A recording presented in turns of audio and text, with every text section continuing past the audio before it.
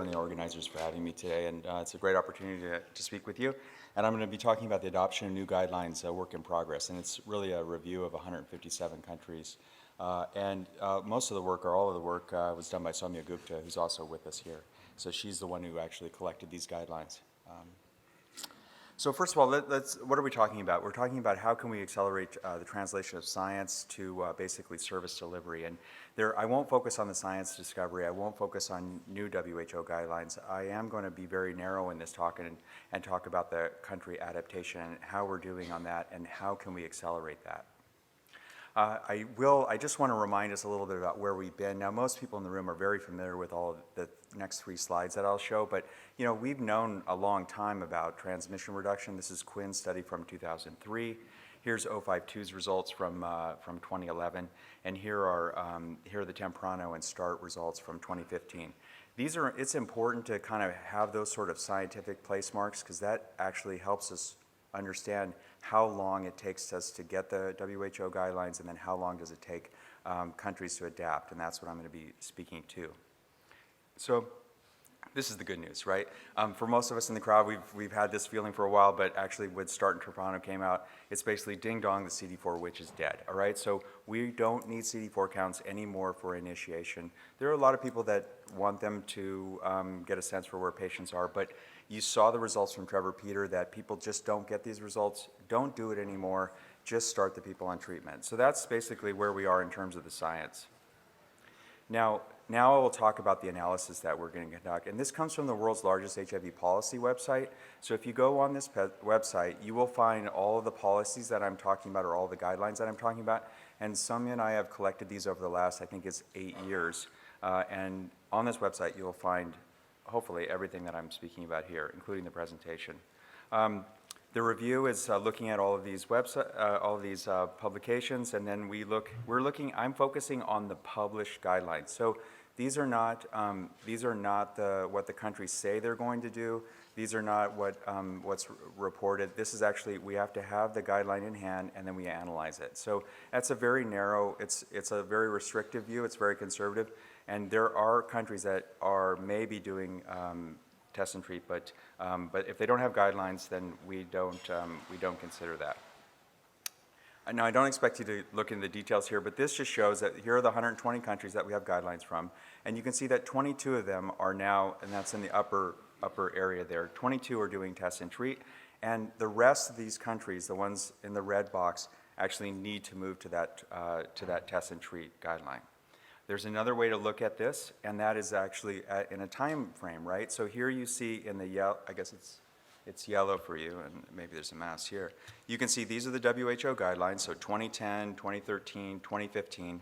All of these countries here were either before, or were actually before the WHO put out their guidelines. These countries were when the WHO put out their guidelines, and these countries are behind. And so we have the ability with this database to actually see where countries are and when they made the switch to their new guidelines. Now this is what it looks like globally, and you'll notice that this map looks slightly different than the map that Gottfried presented earlier. And again, it's because we're only looking at countries that actually have published guidelines because we feel that that's an important step towards actually doing implementation, right? This is an implementation. This doesn't mean that those countries are actually delivering test and treat, although we know that many of them are. But this is basically, they have a published guideline. And you see the 22 countries are here, but you should also be deeply concerned that in Africa, many of the countries are actually maybe 5, 6, many years behind current science. And then there are other countries in red there that we don't need to, it doesn't take rocket scientists to figure out who those are as well.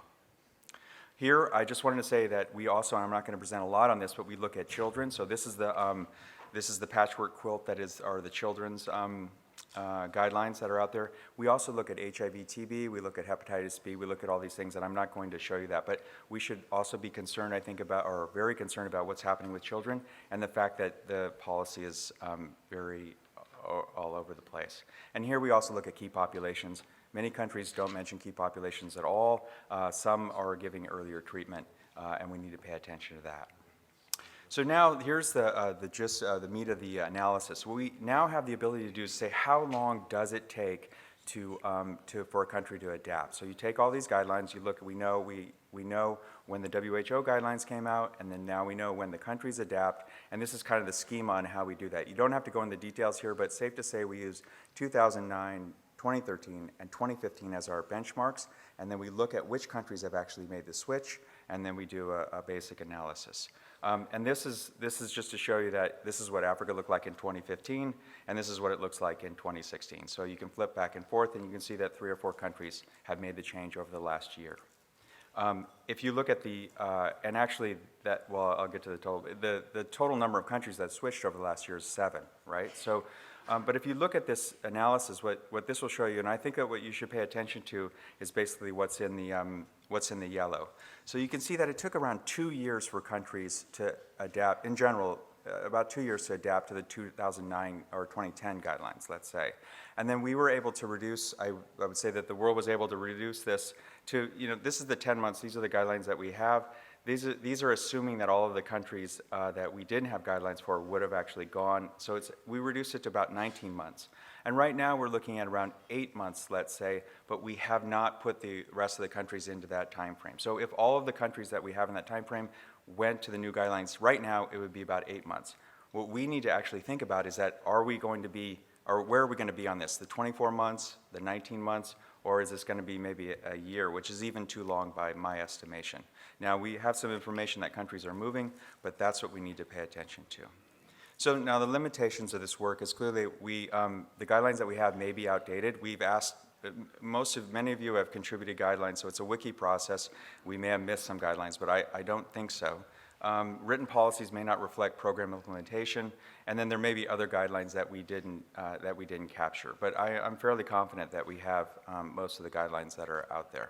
We use WHO, CDC staff, UNAIDS staff, and others, ministries of health and community activists to give us the guidelines. So I wanted to leave us with, before I go to my conclusions, I wanted to show you 2 slides here. And I just want you to take a look at this and kind of just think about what's going on here with this map. And then the answer is this is the map for polio eradication using trivalent oral polio. So why am I showing you this? This map should contrast in your mind with our multicolored map that we have for HIV. My argument here would be that I don't really understand why it is that it takes countries 1 year, 2 years, 3 years, and why different countries have different HIV policies. If we're very serious about this, all countries should actually adopt the new science as quickly as possible, even the next day. I don't know why we need that long delay, and I don't know why it's acceptable for some countries to do this and other countries to do that. If we're serious about ending AIDS and these sorts of things, we will need to actually move more towards a polio model where the policy is actually quite homogeneous rather than every country doing it on their own. So in conclusions, are we half full, half empty on the test and treat policy? Only 7 countries have made the change. I think that's remarkable. I think we're on pace, but it's too slow on some level. We knew this was coming. Why don't more countries have their guidelines out? We have 22 countries overall. That's good. It's only 14% of the global HIV burden. And then only 7 countries are in line with the WHO pediatric ART recommendations. And then I made the argument that national HIV policy is inconsistent and varies widely.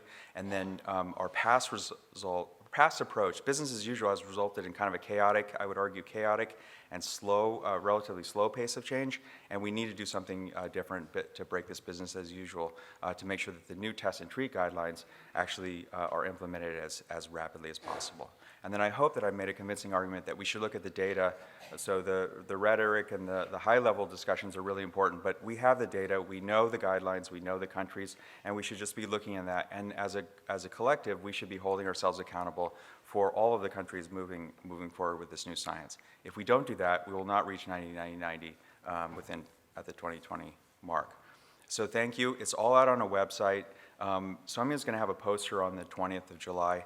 I'll have a talk later on 90-90-90 because we've been collecting the public cascades, and then just keep sending those guidelines, and then we update the site almost instantaneously. So really appreciate it. Thank you.